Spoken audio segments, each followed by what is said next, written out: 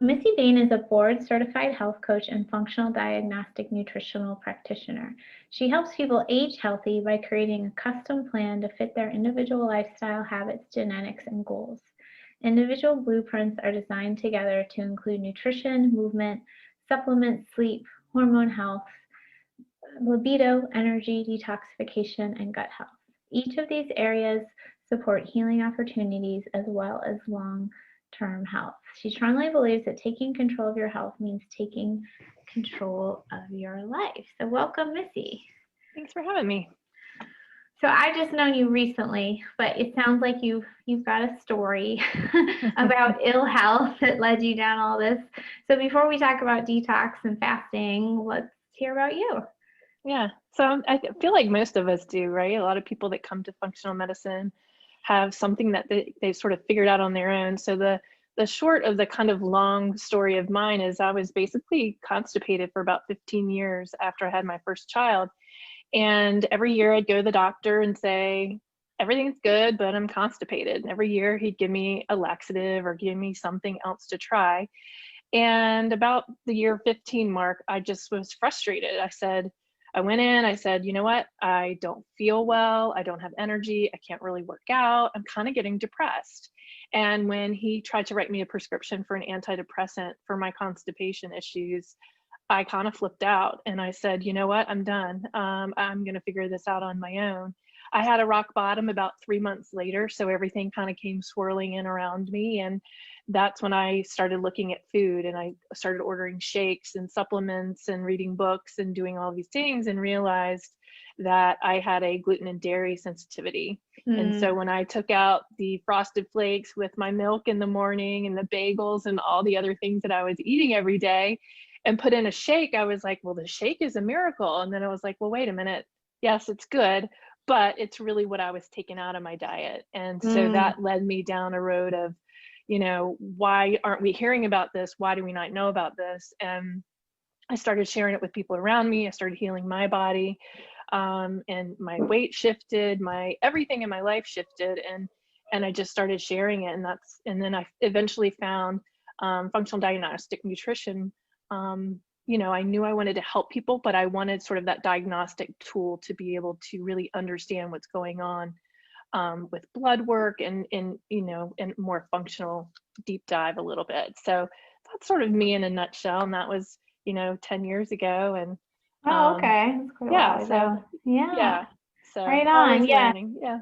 Amazing. Like when you take that first move away from the standard American diet, like how profound it is. You're just like, whoa. Yeah. So, And it didn't take long. That's what was cool. You know, it was like a couple of weeks and my life totally changed.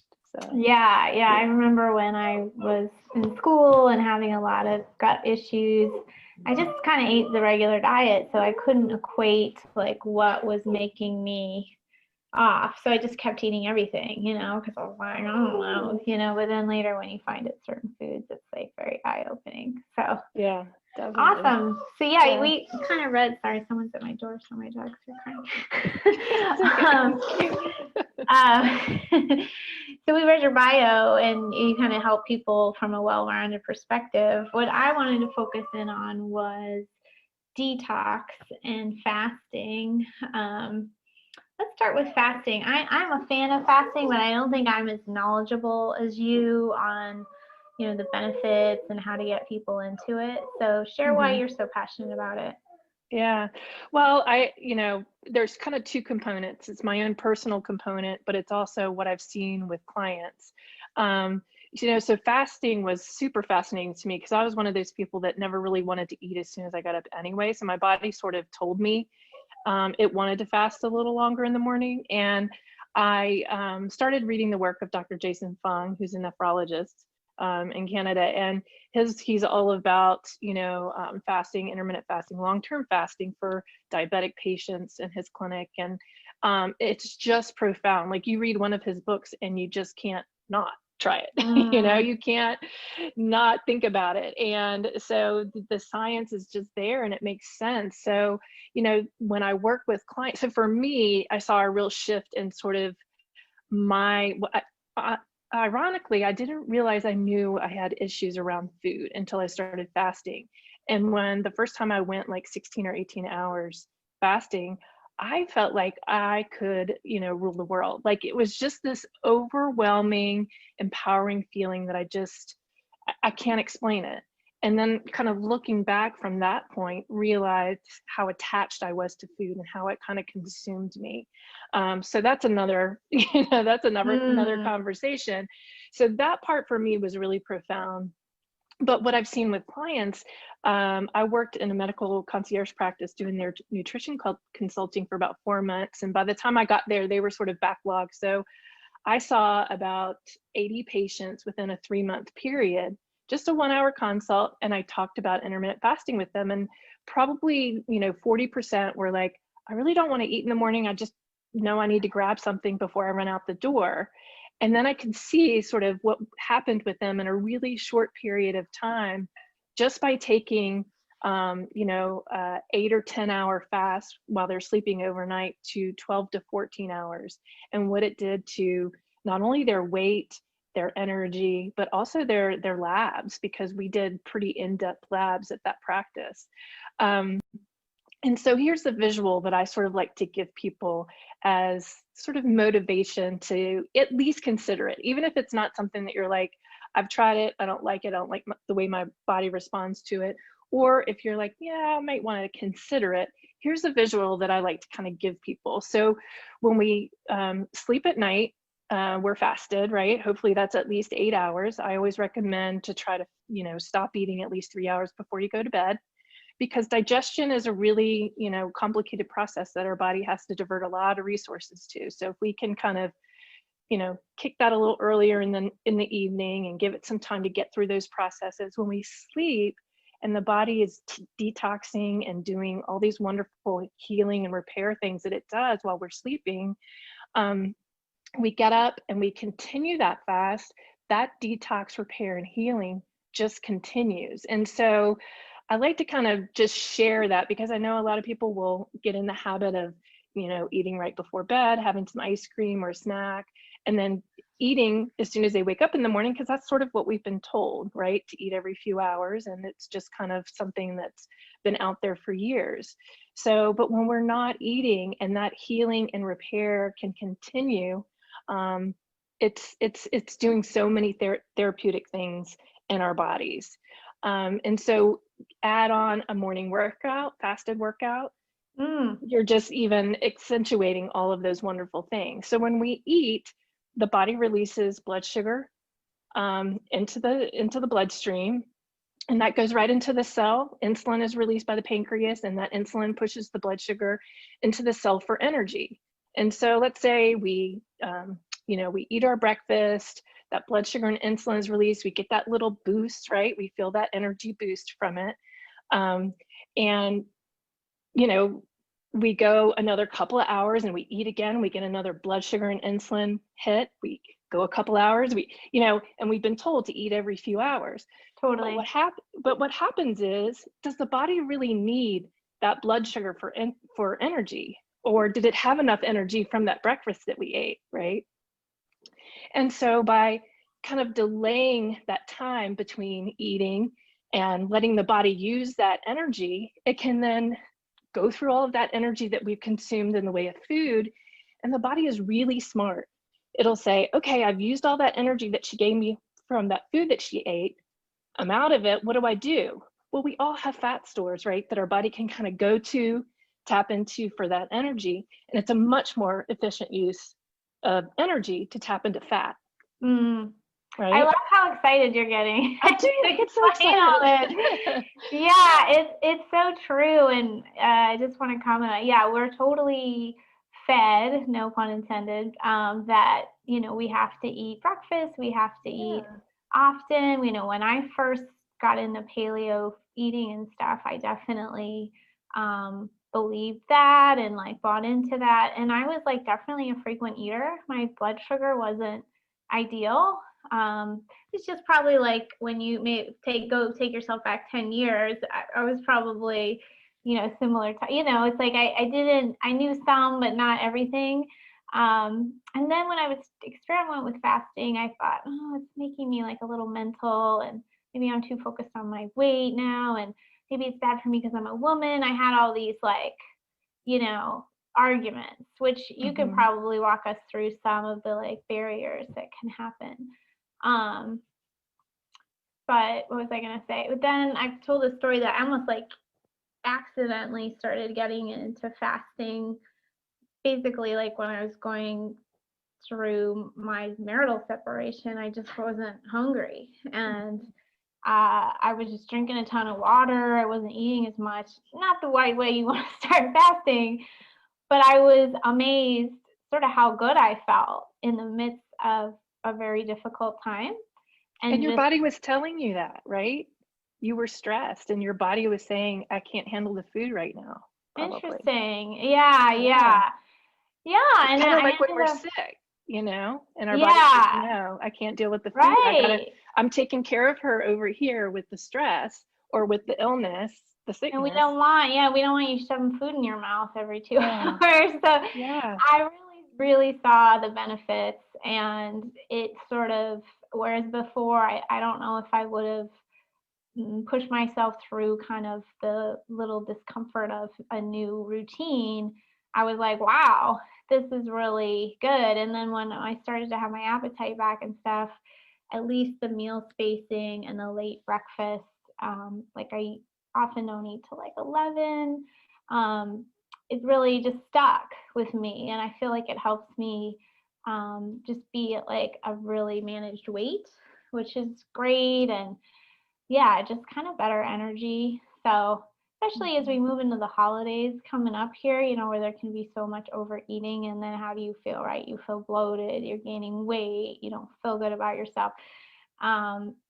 One way I think you can navigate that is space it out, just don't eat so often.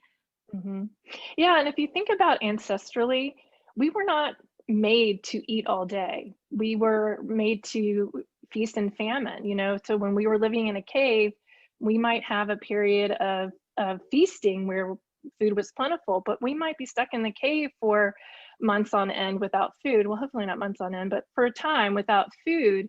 And that's when our body was really metabolically flexible. Like it would say, okay, I can burn her energy right now in the way of this food that she's eating, or she's sitting in the cave, this week and not getting food. So I have to figure out how to tap into her fat stores for energy, because the body's not going to go directly to muscle to try to, sustain itself, because it knows that I need to go out and hunt for food, right? So that's the brilliance of the body. And there's a lot of misconceptions about, muscle wasting and some of the things. And there is a little bit of a component to that. And it can be stressful, but just like exercise can be stressful, on the body. The body is really, really smart. So it's going to want to, it's really smart, but it's also very lazy. So it really wants energy in the way of food. But when we don't give it that, it'll figure out how to get into our fat stores. And then part B of that, the really therapeutic part of that is, there was this discovery in 2016 of a thing called autophagy, where after probably 14 to 16 hours, depends on the person, how long you've been fasting, how metabolically flexible you are, the body goes in at a cellular level and starts doing really wonderful cleanup. So old disease cells that aren't doing their job, the body will go in and get rid of those, flush them out and get them out of our system. So if you think about chronic disease and what happens at a cellular level with chronic disease, we want all those cells to get taken out with the garbage. We want those to go away. And you can kind of see that when you look at, frankly, our average American, and no judgment, because you and I didn't always know how to eat this way either, but like, just kind of the bloating and the sluggishness, and, it's just, this is like a lack of vitality. And if you think about our ancestors, as you were talking about earlier, it's one of the best arguments, they were lean, they were efficient, and that's, our bodies kind of been around a long time. We still, we do, in the beginning, I was saying it could be a little uncomfortable when we're used to eating every 2 hours, but your body will figure out again how to use stored energy. Now, if I feel a little hungry, I know I can, wait it out if I want or need to, or drink water, Whereas before, you know, that's where the word hangry came from, right? Like people just like, if Exactly. I can't eat, I'm gonna, you know, and there's still a lot Yeah. of people like that. So yeah, I love that ancestral wisdom. We didn't always have access to food like this, Yeah. like we do now, and it's just Mhm. so elegant that you know, we can just tap back into that. So with your own clients, what do you have everyone fast, or like what are your different strategies for different cases? Well, I at least try to encourage, my clients to explore it. Most of the time when people have worked with me, they followed me a little bit as far as either on social media or through my newsletter. And I'm always, always teaching. Because that's really, I think, where empowerment comes from, is when you know better, you do better. So I always want to empower people just to kind of listen to their body and make shifts according to what's going on. But yeah, I mean, I don't dictate it, obviously, but I always try to encourage it. And most people I find, especially women, that when they start doing it, they feel better. So then they want to continue. And so that becomes a big part of our work together, is where the sweet spots are, and figuring out, how just to tap into, okay, here's how I felt today. Maybe this is what I should have done. I should have had a little fat in my coffee, versus just having my black coffee, or I should have broken To my adjust fast a it. little earlier, Okay. something like that. Okay. So, and because it's not about rules, it's not about the fasting police, it's about listening to your body and really kind of allowing it to tap into fat, to release the ketones, because when our body releases ketones when we've been fasting, it's a much more efficient use of energy, and our brains work better. Everything, just is more efficient when we're in a state of ketosis. I mean, guys in Silicon Valley, they're, fasting all day, one meal a day, OMAD, if you've heard of that diet. That's their sort of, competitive edge. It's a big, Yeah, it does trend. help. It really, and that's, I think, what I said when I kind of stumbled into it, that's how I felt. And now, you know, that I eat more or whatever, like, you know, I notice after lunch, it's, you know, I kind Yeah. of, my brain doesn't want to work as much. It wants a little stimulation to get back on track. So it's almost like if you really do need to focus, you know, don't eat, frankly. And it doesn't, Yeah. you know, but then your calories have to be really quality the Yes. rest of the time. It's not a recipe to just have fast Yeah. food when you're done. And that's another thing that I really try to like focus on, is like, okay, you've fasted, your body has done all this wonderful healing and repair. It is primed to take on nutrients and nourishment. True. So we Yeah. really talk about how to break your fast. Like, I would much rather you focus your energy on the food that you're having when you break your fast, and let the rest of the day slide. If something has, if we have to kind of stair step our way to, making changes, that's the priority, is what you're breaking your fast with. Because I think when you can do that and you can really flood your body with nutrition after you fasted, it not only will give you energy, it'll get your bowels moving, it'll do all the things that, we kind of need to do to fuel our body. I think that can kind of fuel the rest of your day, and kind of motivate you to make better choices throughout the day. And it's a Yeah. process. It's not overnight. It's not a quick fix. But Right. Yeah. You don't have to yeah. dive in all the way. So I have a question I'm super excited to ask you, because when I see our private clients, often many of them are already intermittent fasting. Hmm. My job is so easy in That's some ways, because awesome. they're I already love it. so knowledgeable. But something I hear is, I do the fasting, I eat well, but I'm still carrying around like an extra 10 pounds that I don't want to lose, or, you know, can't lose or whatever. It may be a segue into the next part on detox, because that's sort of one of my theories. I just sort of wondered what Hmm. you've seen when people are sort of doing everything right, it seems like, but still a little bit stuck on a little extra weight. Yeah, 100%. Well, that's multi-layered for sure. And a lot of that is lifestyle. In fact, I'm working with several clients right now, and everybody's stressed to some degree. But, I've got a couple of people that are in the same boat. Missy, I'm doing everything right. Like, what's up? And I'm like, girl, your stress is a 100 out of 10, like you're off the charts right now. And it's not And it's not things that are just kind of, they need to meditate. It's things, life things that these people are dealing with. And so that's a huge part of it, because just like you said, when you weren't eating because your life was, stressful, your body's trying to keep you alive. So if it's in fight or flight mode and it's trying to keep you alive, that is the priority. It is not going to do all the other things. Fertility stops, digestion slows down, everything kind of takes a time out. But yeah, detox is a huge part, especially for women as we're aging and our hormones are shifting and declining. I think, liver, we can segue into the detox part, but it's so intermingled. It's not one thing or the other. It's so intermingled. And I think a big part of our lives, along with, kind of the eating all day, is we're just flooded with toxins in our life. And I know that's a big part of what you teach. Because it's not all necessarily toxins. That's a great point. And sometimes your body is making estrogen, and those fat cells is a way to balance your hormones. Or the stress. I mean, I'm probably one of those people, that other people want to stab, because if I'm stressed, I lose weight quick. And I know other people will gain weight, and that's just kind of how our different bodies are designed. So sometimes it's a matter of your body feeling kind of safe enough to let that weight go. Doesn't have to hold on to it.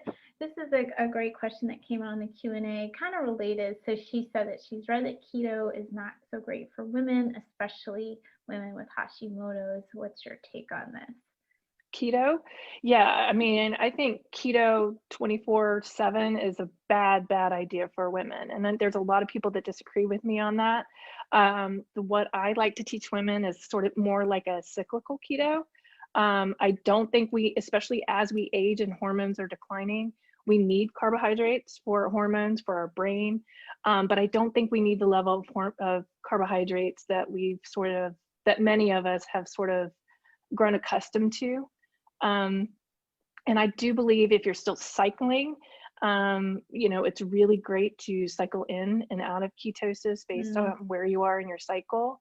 I find it, first part of the month, it's much easier to have more, fewer carbs in my diet. And I find a lot of women kind of respond to that, do a little bit of a more intense workout. And then second half of the cycle, add in more carbohydrates in the way of like root vegetables and really good, quality carbs, and do more restorative type exercising. And, everybody's different in how their body responds, but that's sort of a generic blueprint that depending on the person, depending on what they have gone on.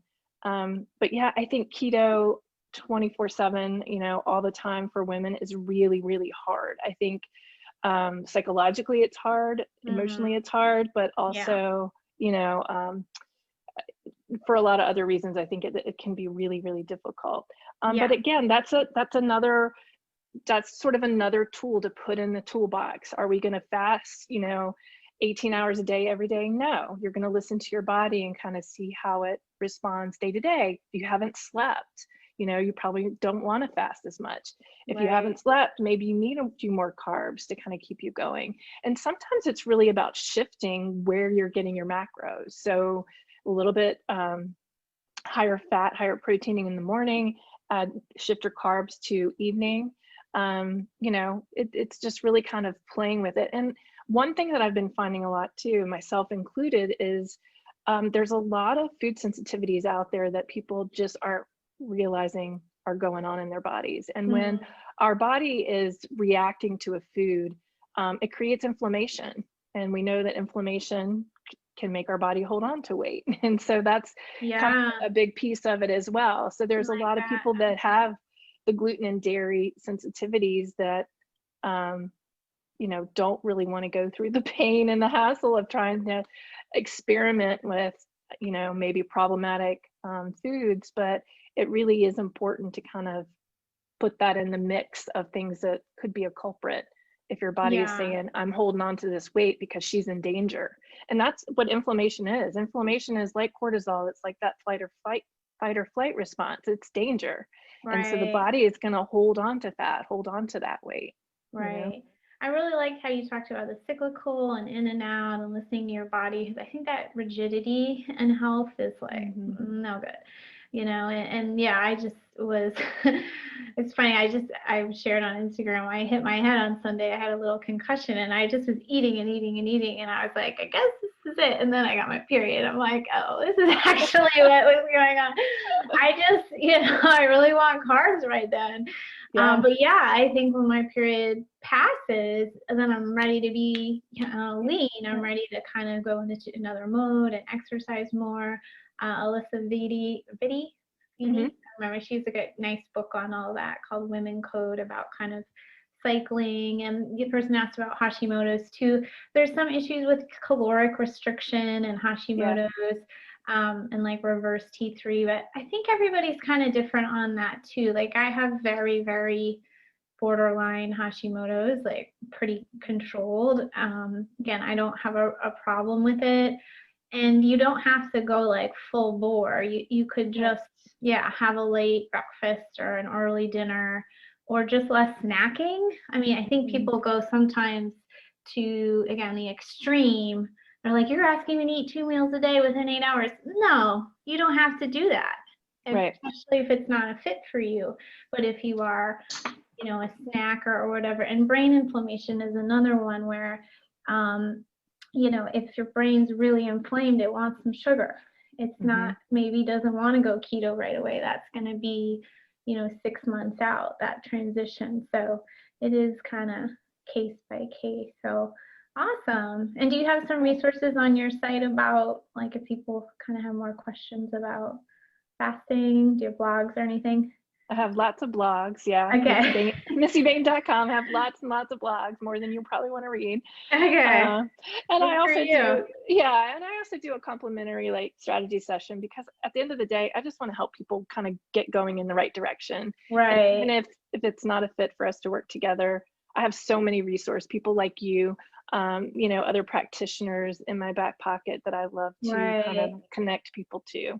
Well, it's perfect because, I'm a fan of it, but I wouldn't say nutrition is like our bread and butter, frankly, because people are like so knowledgeable already. So if people want like specific coaching on that, then I'd rather them go to you. So let's talk more about toxins too, because sometimes I see you post about like castor oil packs and stuff, and I'm like, yay! Yeah.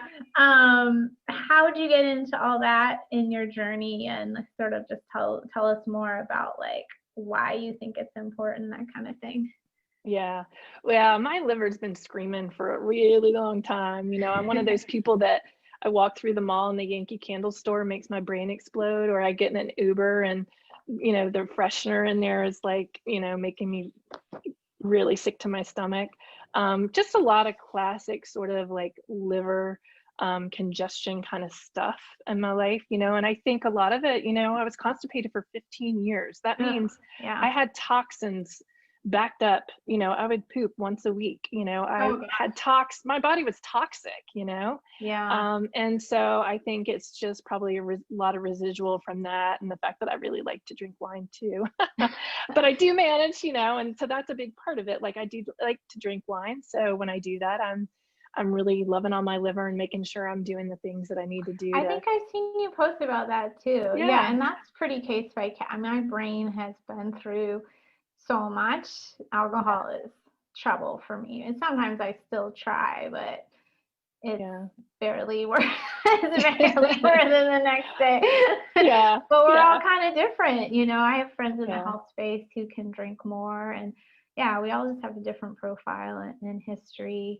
So you just sort of do all these things to keep your liver happy, it sounds like. I do. Yeah. And, I know long-term what the ramifications of fatty liver, or so congested common, liver. Right? Yeah. We just don't know. And the thing that always kind of pops in my brain is we never say my liver hurts, right? We can say different parts of our body hurt, but we don't know what's going on with our liver. We can look at lab markers, which I do a lot of. But sometimes it takes a while for those to really show up by the time we've got some, True. some No, really gnarly yeah. stuff going on. It takes quite a while for that to show up. I read some of that book, Liver Rescue by the medical medium. Yeah. Well, everybody's going to have their own opinion on that, but there were some fascinating kind of theories in there because, you really don't know what's going on with the liver in Western medicine until things are pretty bad. And there isn't like a quickie way to see if you have fatty liver, which I've interviewed Alan Christensen, and he said it's very common to have fatty liver. And if you have a fatty liver, your liver isn't working as well.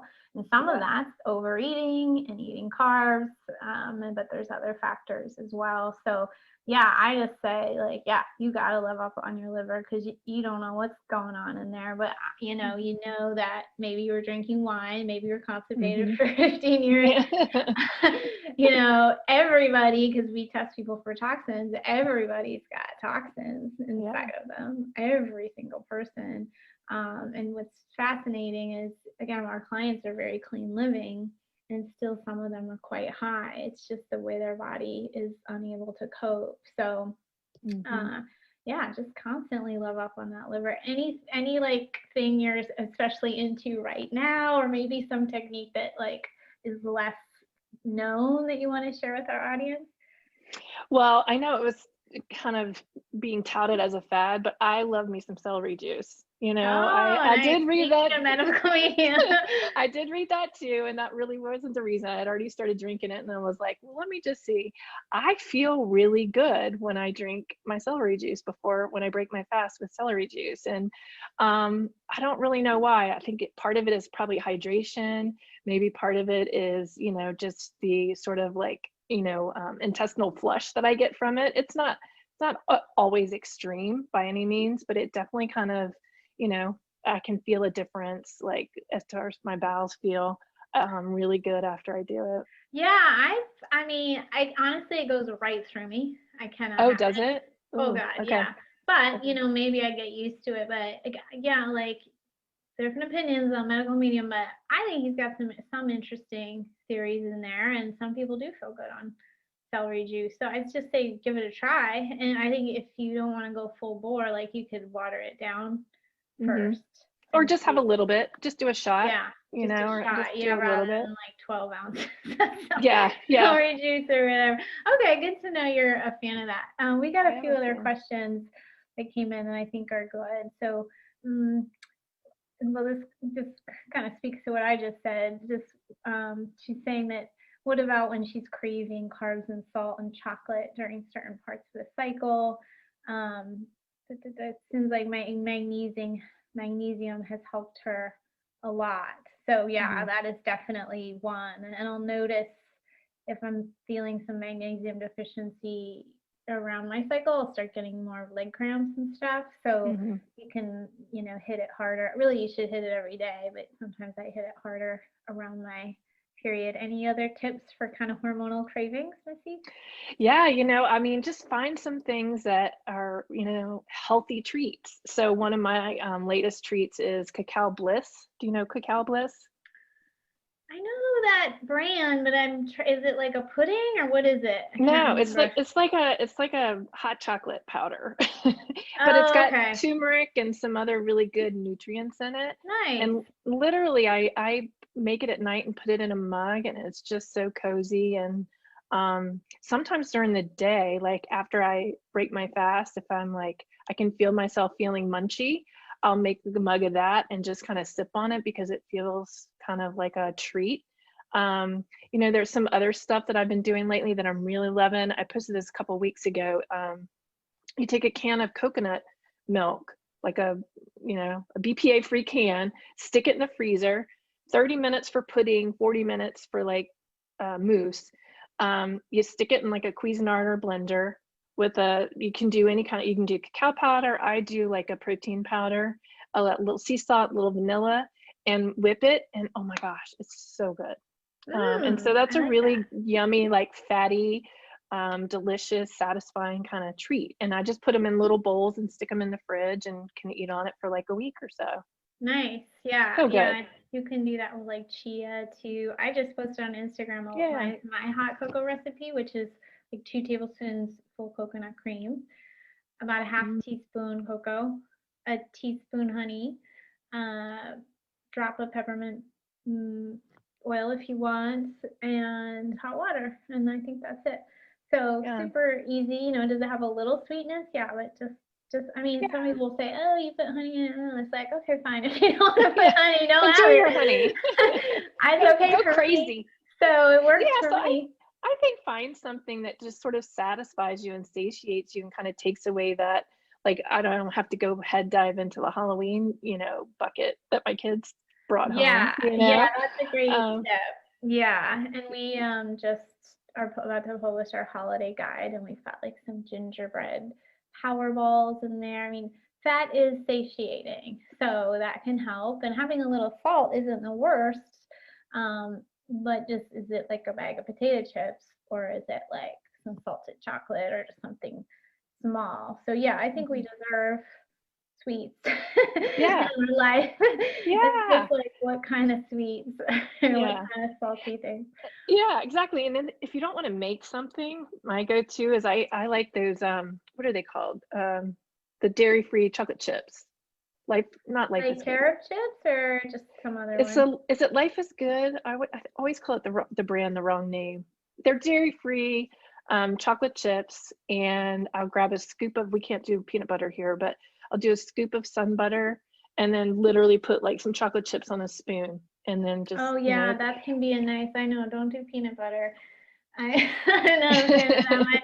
A lot of moldy people in my audience. Yeah. Yeah, there's so many little tricks in it. People have been loving that we're doing more recipes. I don't know if they make the recipes, but hopefully at least like it inspires them. Okay, we got a couple more things about, let's see. Well, we got a couple comments on binders. Somebody getting benefit from them, from mycotoxins, and then Barbara asked, she said taken several types of binders, and they really make her sick. She has mycotoxins. I don't know how much she used binders, Missy, but she's also using saunas, but I guess she's like some ideas for binders. Any thoughts? Yeah, my go-to for that, and there's probably lots out there. I feel like charcoal is too much for me, for my body. So I keep chlorella tablets in the fridge, and I do about 10 of them after I come out of a sauna or castor oil pack. Yeah. I feel like they're gentle, and they're still, they have some nutrients and Chlorella is amazing. It can make you a little loose stool in some cases, so be aware of that, but mostly not. Yeah, I love that one. Another one is Saccharomyces boulardii. It's actually a yeast. It's a mycotoxin binder that could be mild. The thing, Barbara, with binders, why it's making you sick is it doesn't mind it like in a capsule. It's still dragging it along, and sometimes for people that's too much. But there's so many brands now. Green Smoothie Girl has like a liquid fulvic humic acid that I like. There's just like a lot of brands now, and mostly I tolerate all of them. I think just like BioSil, the silica has given me a bad reaction once. So yeah, everybody's different, Barbara. Yeah, and the other thing about binders too is you want to make sure you're eliminating. So if you're binding up, but you're not getting rid of it, then that's a problem too, So you got to just make sure you're, Or developing a binder that will also have some bowel movers in it. So I'm pretty excited about that idea, and it'll be kind of like a mix of stuff. So it's gonna be cool, I think. Maybe I'll take Barbara, Saccharomyces boulardii, Barbara. It's in our Restore Flora supplement that we sell. I know it's kind of a weird name. Maybe I'll take this question. Go ahead. And that's good to have on hand too. Like if you have any kind of like food poisoning or any kind of like, diarrhea. So I keep that on hand in my house for sure. I might spell it wrong here in the chat, but at least you'll be like somewhat. If you Google SAC-B, SAC capital B, that'll usually Sometimes they call it SB, but maybe I'll take this question last. Oh, this is interesting. She said that they've detected cadmium in various cocos. Which brands are safe? I don't even know that, so I might not be much help there. Have you heard of that? Yeah, I have heard that. I do feel like the Cacao Bliss brand is pretty clean, because I literally just started drinking that a couple of months ago, and but I should double check probably now that you're saying that. Yeah, I have heard that. I might just be picking it up from the soil. You know, the one I have is just like Sprouts brand, but it's organic. But it could just be a cocoa kind of picks up cadmium from soil. It could, I don't know how high levels it is, but also when we're detoxing, we're hopefully moving stuff out all the time. That's kind of the nice thing about it, is I think you can worry a little bit less about what's coming in when you know you're constantly trying to take stuff out in various ways. So cool. You are perfect for our audience. Like we're just like right on the same wavelength. So you shared a little, actually I can screen share it. You shared a guide here. Yeah, so I found that a lot of people, even if you've sort of kind of gone down the hole of like gut health or detox or, weight loss or whatever it might be, I still find a lot of the people I work with that there's a lot of foundational sort of functional wellness concepts and things that people are still unsure about. And so I created a program called the Body Reset Solution, and it's really multifold. It's teaching kind of foundational wellness, but it's also teaching practical ways to sort of reset habits, because really the way we get derailed, I think, is bad habits, whether it's too much wine during a quarantine or going, eating dessert at night, or, the things that sort of kind of take us away from our health goals. It's really about habits. And so this is a redo of a reset that I created a long time ago that my clients really, really enjoy. And it's just about eating, really nutritious food for 3 days. We're doing it all in liquid form because it gives our body a chance to kind of take a break from digestion, take a rest, and just flood it with nutrients. So it's not about calorie restricting, but it's really sort of taking out any of the processed food in our life and really putting it into a liquid form, shakes, soups, smoothies. And I have, tips in there if you need something to crunch on. Here are the things to, think about. And then there's a few tips at the end about fasting and hydration and just kind of taking things a little further. So. Okay, awesome. Yeah, I love little resets, and I think 3 days is reasonable. It can get tough when it's 2-3 weeks, especially if you're not in a group. And it's amazing how much more energy you feel when you give up your coffee and alcohol for a few days and add more smoothies, and it's really quick. So that's great. Well, thank you for that, and thanks for coming on. We definitely love to have you back around some other fun topics that you're exploring, because I think this is what you can tell from our questions. People are really interested in this kind of thing. So thanks for your time, Missy, and thanks for having us on and all your great questions. Bye, everybody. Bye-bye.